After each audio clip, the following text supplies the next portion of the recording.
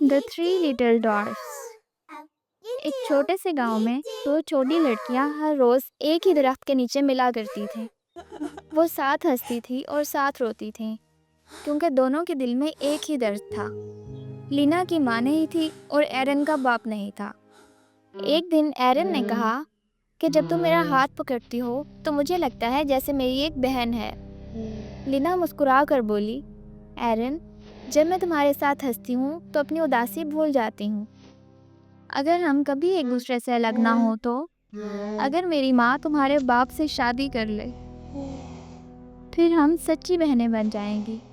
एक ही घर में रहेंगे, एक ही बिस्तर पर सोएंगे और रात को एक ही कहानियाँ सुनेंगे। इसी रात लीना ने अपने बाप से इस बारे में बात की।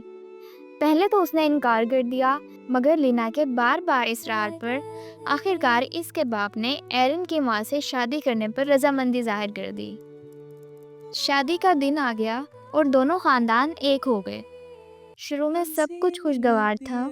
लीना की सौतेली माँ ने इससे कहा कि अब तुम भी मेरी बेटी हो।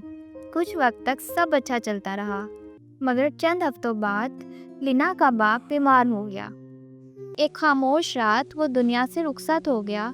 जनाजे के वक्त हल्की हल्की बारिश हो रही थी और लीना अपने बाप की कब्र के पास खड़ी खामोशी से रो रही थी। बाप के जाने के बाद सौतेली माँ का रवैया बदलने लगा। इसकी मुस्कुराहट गायब हो गई और इसकी जगह सख्ती ने ले ली।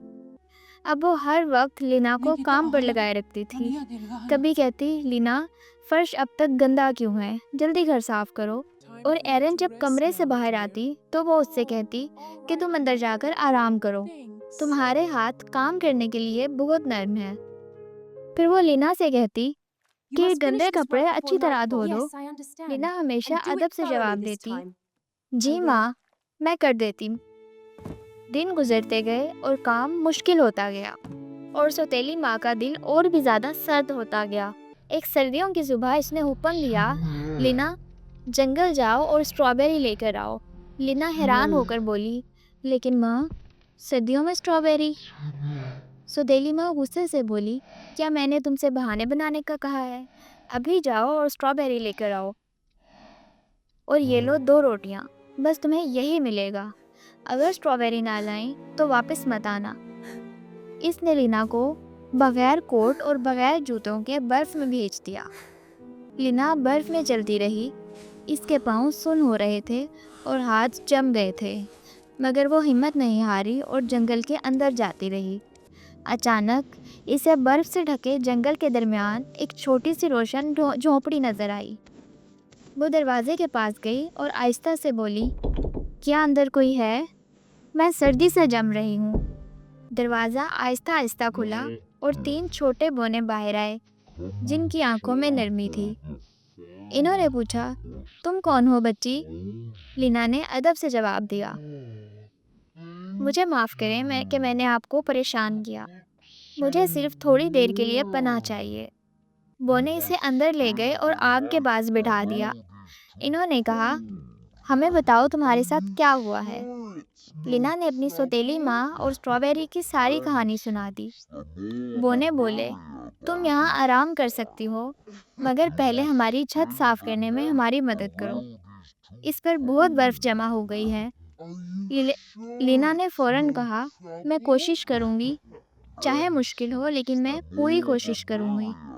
वो बर्फ से ढकी छत पर चढ़ गई और मेहनत से सारी बर्फ हटा दी। जब इसने आखिरी बर्फ साफ की तो अचानक वहाँ सुर्ख चमकती स्ट्रॉबेरियाँ नजर आई। सर्दियों में स्ट्रॉबेरी। इसने खुशी से इन्हें तोड़ा और अपनी टोकरी में भर लिया। फिर वो नीचे उतर आई। झोंपड़ी के अंदर बोने एक छोटी मेज के गिर्द बैठे थे। इन्होंने पूछा, क्या तुम्हारे पास कुछ खाने को है? हमारे पास आज रात खाने के लिए कुछ नहीं है। लीना ने अपनी टोकरी से 2 सूखी रोटियां निकाली और कहा, आओ सब मिलकर खाते हैं।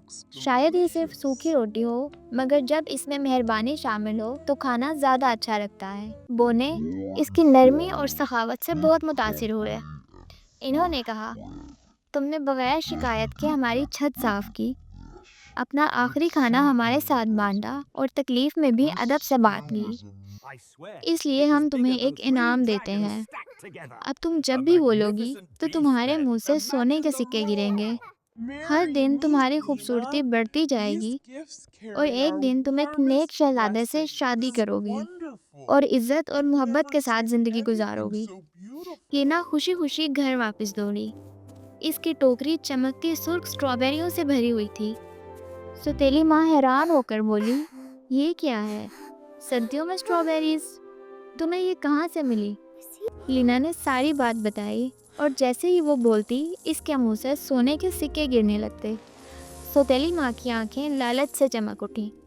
इसने फौरन एरन को बुलाया और कहा, जल्दी तैयार हो जाओ, जंगल जाओ और स्ट्रॉबेरी लेकर आओ। ये टोकरी ले जाओ जिसमें दूध, मिठाइयाँ, रोटी और फल है। तुम भी सोना लेकर वापस आओगी। एरन जंगल पहुंची, झोंपड़ी के दरवाजे पर जोर जोर से दस्तक देने लगी। दरवाज़ा खोलो, मेरे पास इंतज़ार का वक्त नहीं है। तीनों बोने दरवाजे पर आए और पूछा, तुम कौन हो बच्ची? एरन ने कहा, मैं पनाह लेने आई हूँ। बोने बोले, तुम यहाँ आराम कर सकती हो, मगर पहले हमारी छत साफ करने में मदद करो, इस पर बहुत बर्फ़ है। एरन ने मुंह बनाकर कहा, मुझे भारी काम करना पसंद नहीं। जब बोनों ने पूछा कि क्या इसके पास खाने को कुछ है, तो इसने टोकरी खोली और सारा खाना खुद ही खाने लगी। फिर इसने मुतालबा किया, अब मुझे स्ट्रॉबेरीज दो। बोने एक दूसरे को देखने लगे। इन्होंने आंखें बंद की और दिल ही दिल में उसे बददुआ दी कि जब भी ये बोले, इसके मुंह से मेंढक निकले, इसकी खूबसूरती दिन ब दिन ख़त्म हो जाए और इसकी ज़िंदगी दुख से भर जाए। एरन गुस्से में वहाँ से भागकर घर पहुँची और चीख कर बोली, माँ। जैसे ही इसने मुंह खोला, एक मेंढक इसके मुंह से बाहर कूद पड़ा। सौतेली माँ गुस्से से पागल हो गई और इसने सारा इल्ज़ाम लीना पर डाल दिया। इसने लीना को घर से धक्के देकर बर्फ में निकाल दिया। एक तूफानी रात, एक नौजवान शहजादा बर्फीले जंगल से गुजर रहा था। अचानक इसकी नज़र बर्फ में पड़ी एक लड़की पर पड़ी। वो फौरन घोड़े से उतरा और बोला, ये कौन है? फिर इसने लड़की को जगाया। जब लीना ने बोलने की कोशिश की तो इसके मुंह से सोने के सिक्के गिरने लगे। शहजादा हैरान रह गया। वो इसे महल ले गया और इसकी हिफाजत की। जब लीना ने अपनी पूरी कहानी सुनाई तो शहजादा जज्बाती हो गया। इसने कहा, तुम्हारी कहानी ने मेरा दिल तोड़ा भी है और इसे ठीक भी कर दिया है। क्या तुम मेरी मलका बनोगी? कुछ ही दिन बाद पूरी बादशाहत में जश्न मनाया गया। मौसीकी, हंसी और रोशनी हर तरफ फैल गई।